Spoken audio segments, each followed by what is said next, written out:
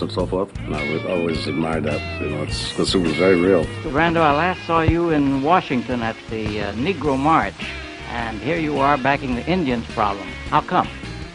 Well, I feel that a great many things recently in our country have come to light, and the condition of the Negro generally was not known.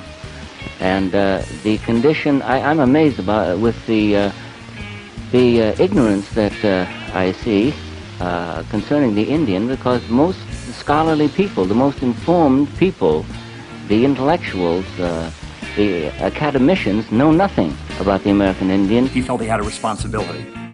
For a very important reason, and I thought you might like to mention why, and then we'll pick up from there. It was a very tough decision to make, because I can't think of a director that's better than Gaj Kazan. To me, he is the best director. And I've looked forward, during the intervening years since I worked with him last, to working with him again. It's, of course, the story of the year, perhaps the last 2 years. And I wanted to do it more than anything, and King got shot. And I sat in front of the television set, and I wondered what it meant to me that he's dead, and that he died, and his last act was trying to get a 15-cent wage increase for garbage men. He was really, you're talking about a man was hurt. And so he says, "You going to the funeral?" I said, "Well, I'm trying to get some money." He says, "Don't worry about it. Whatever you need, let me know."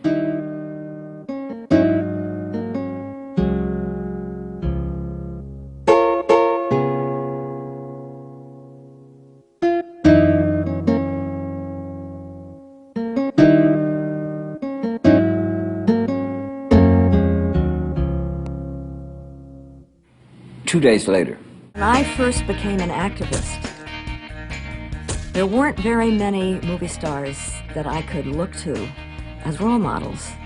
I mean, it's hard to think of Marlon as a role model for anybody, at least for a woman, but, you know, he had taken a very active stand in support of Native Americans and in support of Black Panthers who were in jail, and I was interested in those issues, and it was to Marlon that I turned to get information and to talk. I'm after him, and myself included, and of course he got a lot of flack from it, you know.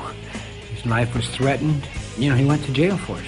They vilified him in the national news media for presenting some prime Hollywood Hills real estate to the American Indian. I think I would like at this time to give you the deed and title, a letter that relinquishes my claims to the land forever. Marlon Brando, he saw what we saw, and he felt what we felt. Is the only non-Indian that I can really say stepped out in front with us. You made a film, Last Tango in Paris, which wasn't big budget, but was commercially successful, and it said something about human relationships. Wasn't that worth doing? I never could figure out what that movie was about.